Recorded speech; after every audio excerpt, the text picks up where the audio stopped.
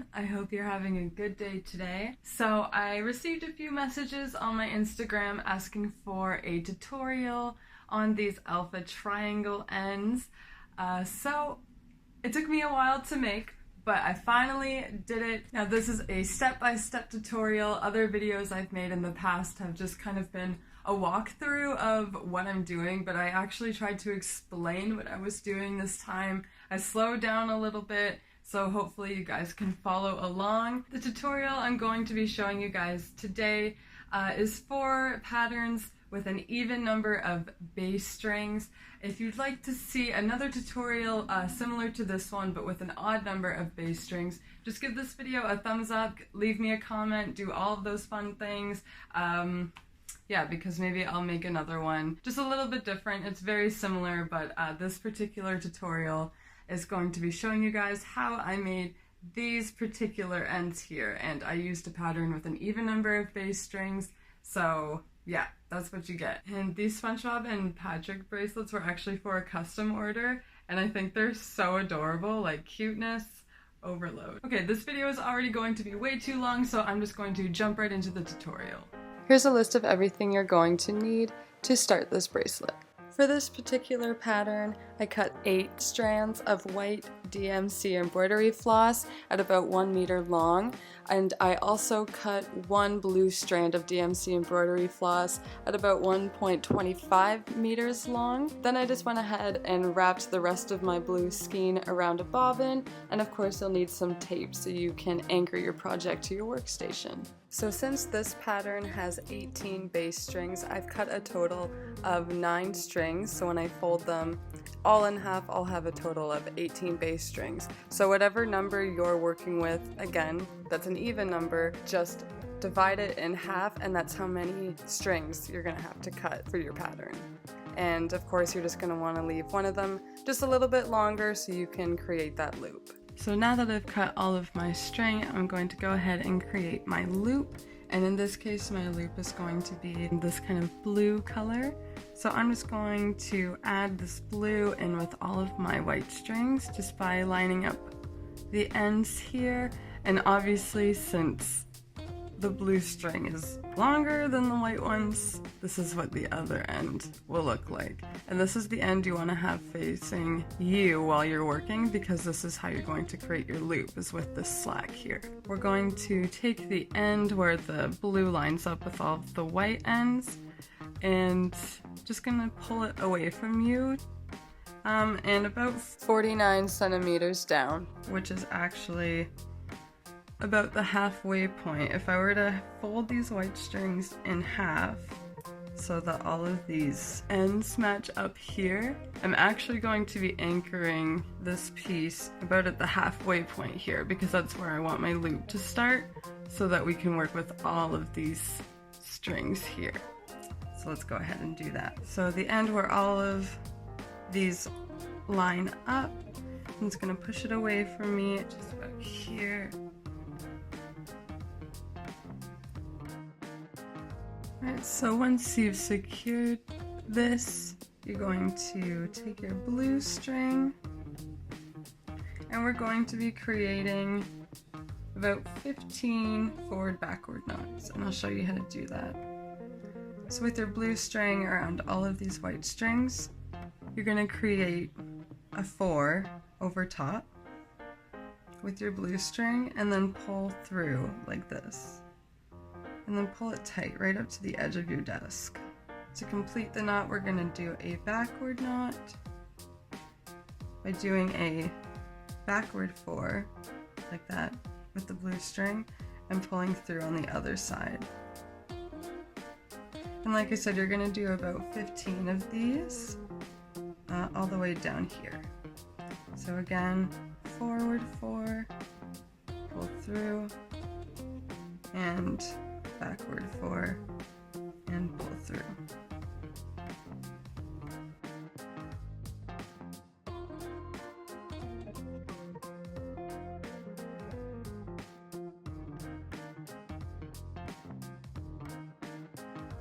Okay, so I have created 15 forward-backward knots with this blue string around all of these white strings. So as you'll notice, you'll have a lot, well actually probably have no slack left, and all of your ends will match on either end of your bracelet. So now you can just take this tape off, and then I just use my finger to kind of shape the loop into a more circular position. And we have created our loop for our bracelet, and it's so beautiful. And we also have all of our bass strings for our bracelet, so we can start making our alpha pattern. So now I'm going to show you how I do the shaped triangle ends using the straight edge technique. So holding my loop, I'm just going to tape it down. And now you're going to take this bobbin you had to the side with all of your blue wrapped around it. Take a little bit of slack here. Secure it to the side, and now you're just going to create a forward knot around all of your bass strings here using your blue bobbin. So again, just creating a 4, and instead of finishing this knot with a backward 4, we're just going to do another forward 4. Why did I say another like that? Another, that was weird. And just pull it tight so that your loop comes to a close here. Like that. And then sometimes what I like to do is I just like to reposition this so my loop is sitting straight, and this just makes the rest of my bracelet sit a little bit more straight too. Okay, so I've created my loop, I've secured it together with a forward knot with my bobbin here, and I'm going to start making my shaped end. So I've split my bass strings back in half. I have 9 on this side and 9 on this side, and I'm going to create a forward backward knot around this side. Forward, backward, and then a backward forward knot on this end. And this is what's going to create your straight edge on your bracelet. I'm going to add 1 string from each side into the middle. Let's choose that one. So on this end, I'm going to do a backward forward knot around these 8 strings. And push it up tight. Forward.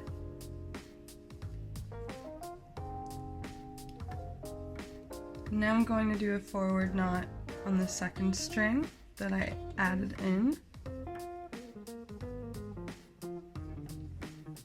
A forward knot on this string that I added in from the other side.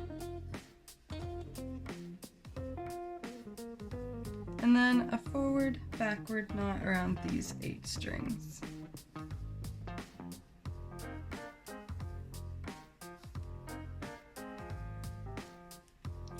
You're just going to keep repeating this process. Each row you're going to add in another string from each side. Just like this. And whenever you're creating knots on the outer strings, you're going to be doing either a forward backward knot or backward forward knot to create your straight edge. So on the right side, you're always going to be creating forward backward knots.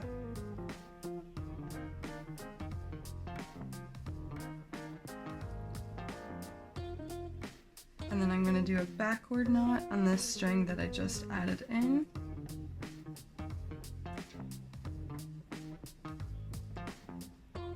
Backward knot on this string.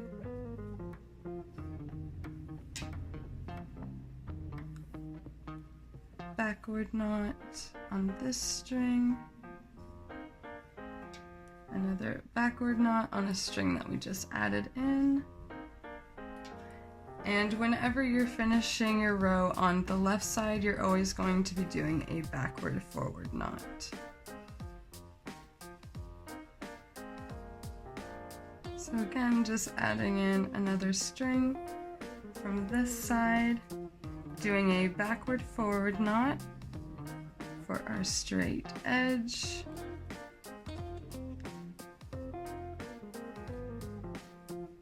And and then forward knots on all of your single strings in the middle here.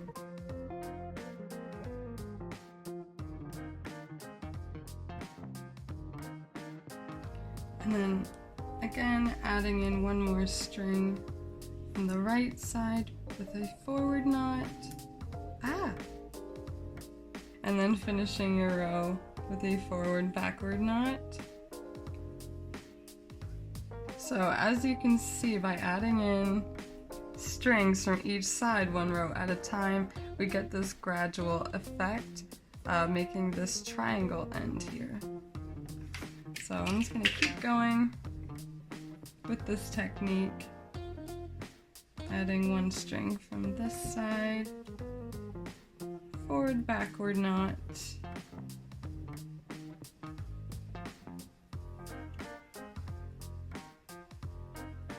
and then backward knots all the way across on these single strings.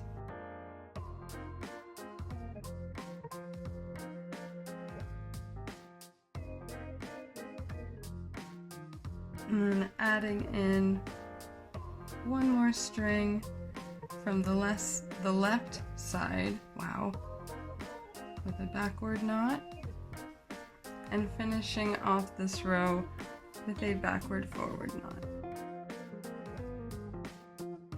Something I like to do is just use my thumb to push up these middle knots just to try and keep a straight line here. So we'll just add in another string to the middle, do a backward forward knot on this side,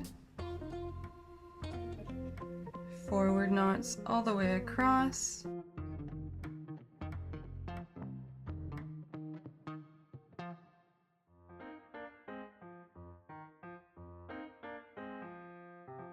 and adding in another string from the right side with a forward knot, and finishing this row with a forward backward knot.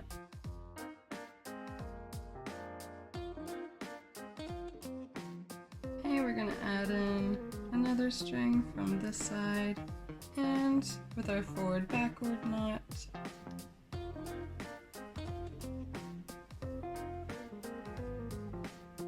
and then backward knots all the way across.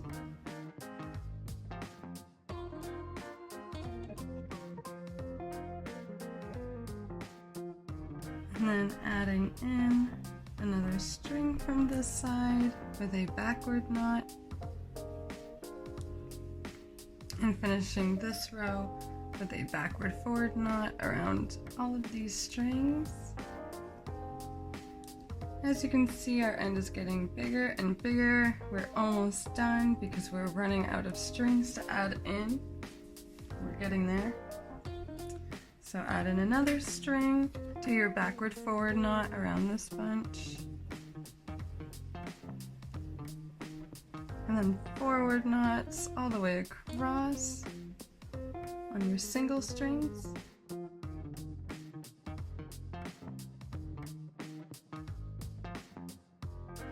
And then adding in another string from this side with a forward knot,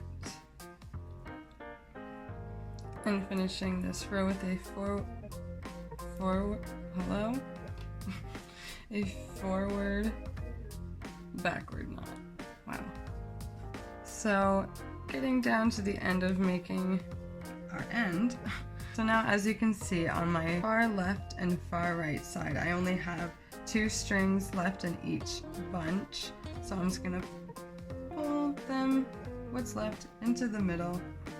And to keep going with my straight edge technique, I'm still going to be doing my forward backward knots on the outer right strings and backward forward knots on the outer left strings.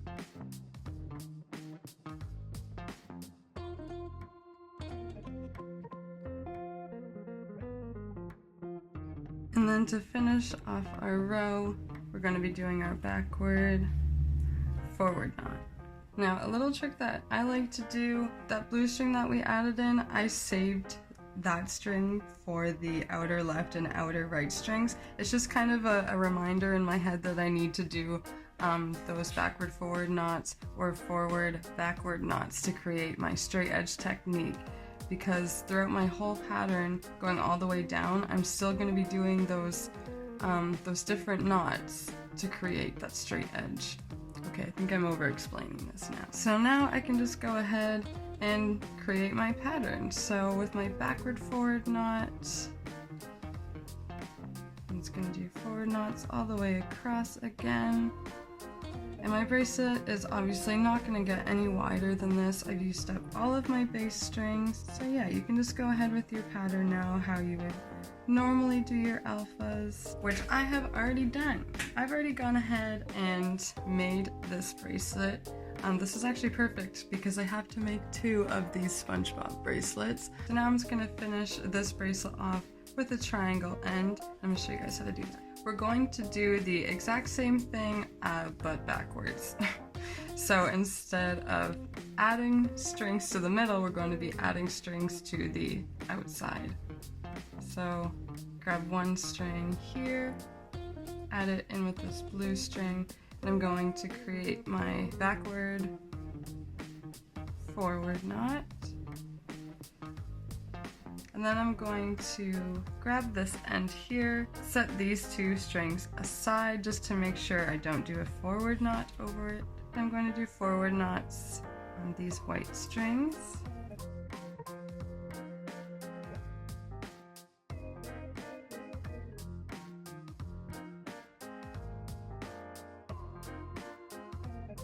Okay, and for this row on my last 2 strings, I'm going to do a forward backward knot, just like that. So now for the next row, we're going to just grab another white string from the middle and add it to this bunch on the outside, and of course forward backward knot on all of the strings on the far right. We're going to do backward knots on these strings in the middle.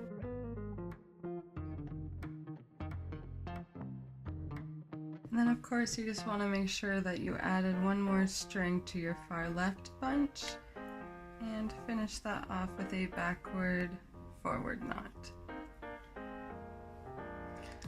And as you can see, we're already starting to get that closing in effect because we're just making our base strings smaller and smaller, less available, you know.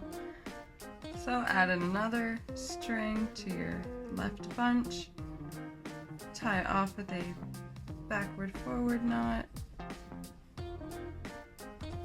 and then forward knots on all of your middle bass strings.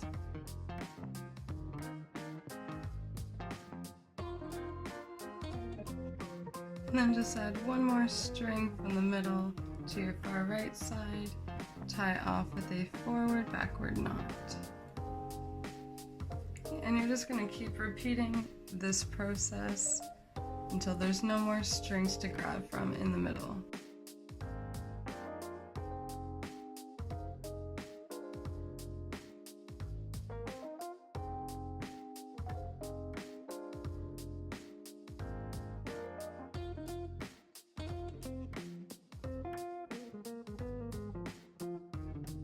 And we're only going to be able to do 2 forward knots on this row.